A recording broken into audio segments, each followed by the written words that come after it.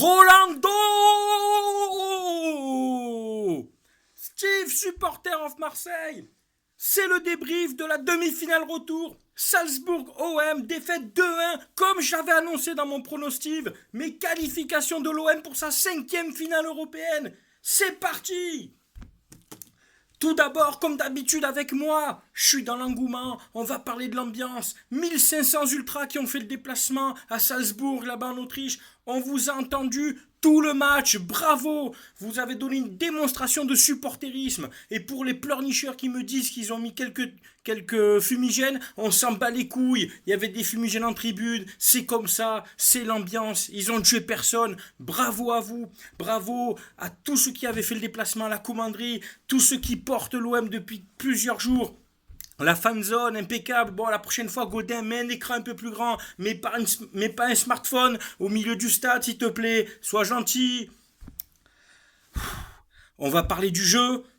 4-2-3-1. Johan Pelé. Johan Buffon Pelé. Johan Thomas Price Pelé. Qui va encore me dire que Johan Pelé n'est pas un bon gardien? Je vous l'avais dit, il a besoin d'enchaîner les matchs. Il enchaîne les matchs, il a fait un match de grande classe, un match de classe européen. Bravo, bravo Johan Pelé. Tu es pour moi l'homme du match, tu as sorti 2-3 parades qui auraient pu tuer le match pour nous.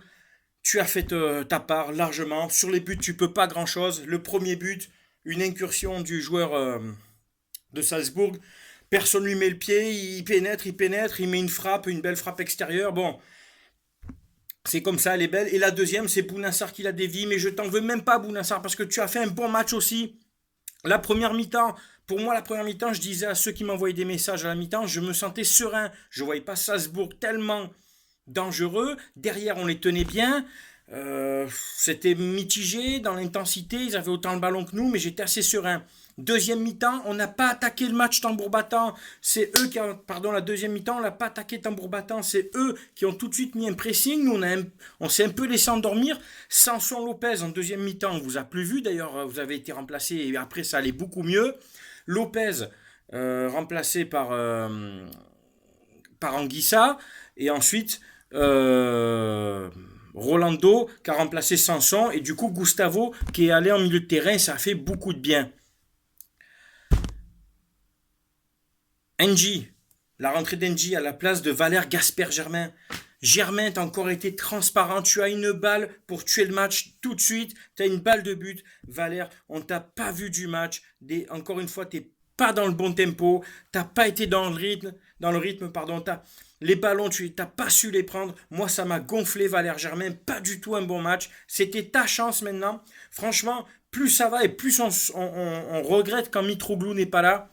Mitroglou aurait peut-être eu d'autres choix, aurait pesé peut-être plus. Valère Germain, transparent. NJ a apporté un peu plus de vitesse, de percussion, de mouvement. Voilà, les remplaçants ont apporté un plus. Rolando par sa capacité défensive et il nous met le but de la qualif. Anguissa a remusclé un petit peu le milieu de terrain malgré qu'il y avait un peu de déchets quelquefois. Mais il fallait du sang frais, on se faisait étouffer, c'était pas bon. Amavi a fait un match assez bon défensivement. Mais offensivement, t'as Gervu aussi.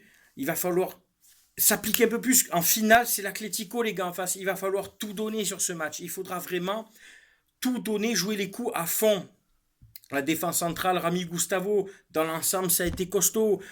Bon, ils ont subi beaucoup d'assauts des Autrichiens, mais ça a tenu. Les joueurs offensifs, Payet, pour moi, t'as fait un bon match.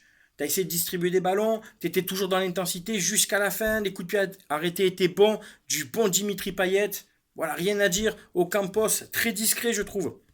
Ocampos qui oui a aidé pour défendre, mais offensivement très très discret, surtout à partir de la deuxième mi-temps où à un moment je n'entendais plus son nom quoi.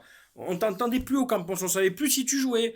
Thauvin oui on t'a entendu, par contre Florian Thauvin on a entendu son nom, mais pas un bon match les gars, faut être lucide. Florian Thauvin n'a pas fait un bon match, alors oui, certes, il défend, oui, certes, il essaye, mais ce qu'il essaye, ce n'est pas bon. Des mauvais choix encore, des fois tu portes trop le ballon, les centres n'arrivent pas.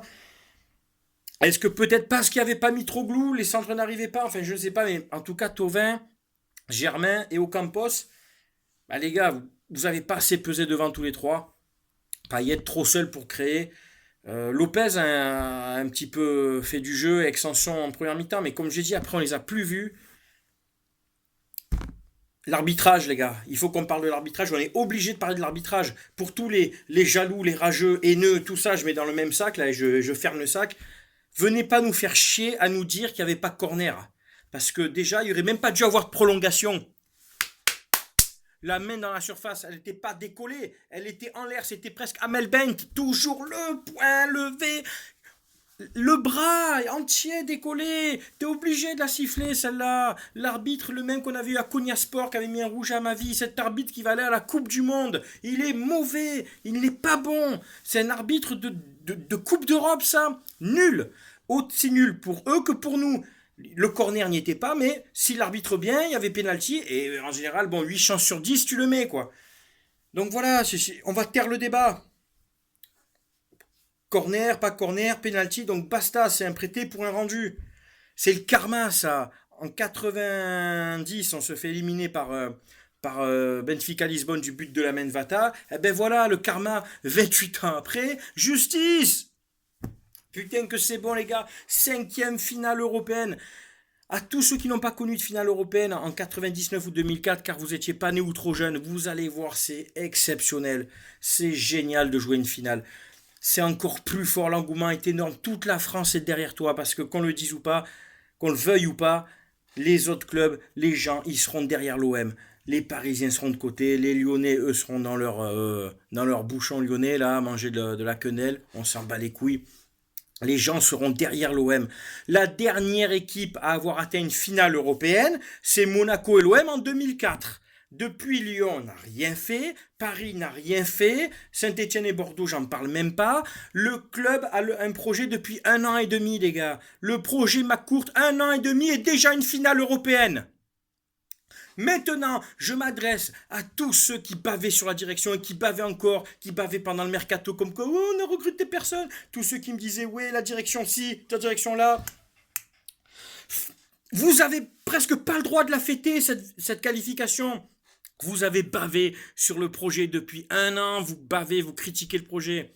Ça fait 1 an, moi, que je soutiens McCourt et Hérault avec le travail qu'ils ont fait. Ça fait 1 an que je soutiens les joueurs. Garcia, des fois, j'étais pour, pas pour ses choix. C'était des choix tactiques ou de joueurs, mais en attendant, le projet, il est là.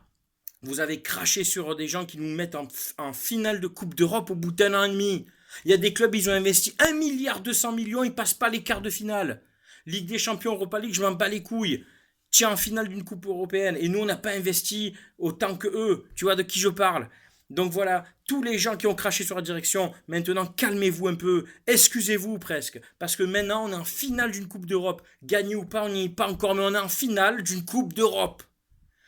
Il faut que ça rentre ça, pour tous ces journaleux de merde qui critiquaient le projet en début d'année, en juillet-août, les Dugarry, les Riolo, toute cette clique de merde, putain, mais comme j'ai envie de vous voir en face et de vous dire maintenant, mais fermez vos gueules.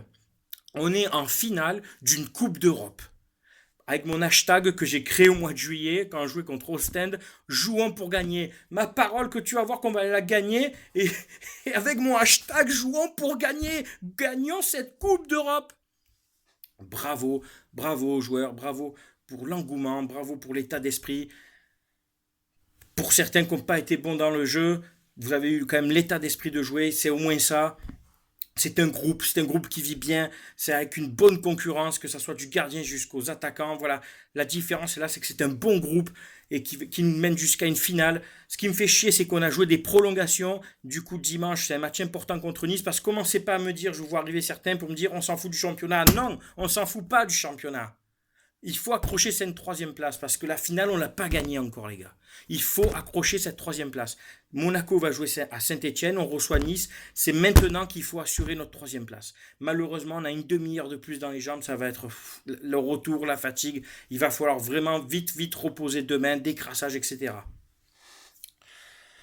Je suis au taquet, j'ai rarement fait des débriefs comme ça, vous le savez. Mais quand même, on essaye de débattre tactique, de parler ballon avec moi. Vous savez, ici, on parle foot. Merci pour tous vos messages que je reçois. pendant le match, à la mi-temps, on a discuté avec certains. Mon pronostic était bon. Putain, j'aurais dû mettre 10 euros dessus. J'ai fait le radin. J'ai pas mis 1 euro. Je suis un con. Voilà, les gars. Rien à dire de plus. Bravo à tous nos ultras. Jean-Michel Aulas, on va venir chez toi. Attention, je ferai une petite vidéo pour dire attention. Ne cassez rien, les gars. Non, non, là, je plaisante plus. Là, on retombe un peu. Ne cassez rien. Il attend que ça, que vous cassez des fauteuils. L'UFA, si vous cassez quoi que ce soit, l'UFA va nous tomber dessus et va nous saquer. Attention les gars. Non, non, là on rigole plus. Je sais que les présidents, les responsables d'associations sauront faire le nécessaire et dire à tous les supporters d'aller là-bas et de se comporter comme des vrais bons supporters, des vrais ultras. Je sais que vous mettrez une super bonne ambiance à Lyon pour ceux qui iront, mais vraiment, s'il vous plaît, ne cassez rien. À la limite, lui, cassez-lui son délire. Quand vous dites on va tout casser chez toi, cassez-lui son engouement de merde, montrez-lui que nous, voilà, Marseillais, on arrive là-bas et qu'on gagne ou qu'on perde, mais dignement, qu'on touche pas son stade, parce que sinon l'UFA va nous saquer, les gars. Voilà. J'ai rien à dire de plus. Voilà, on est en finale d'une coupe européenne. Il faut que ça rentre dans la tête de certains, là. Hein, les jaloux, les rageux, les Parisiens lyonnais, ou même les mecs de Marseille qui crachaient sur le projet. Maintenant, relativisez et regardez où on en est.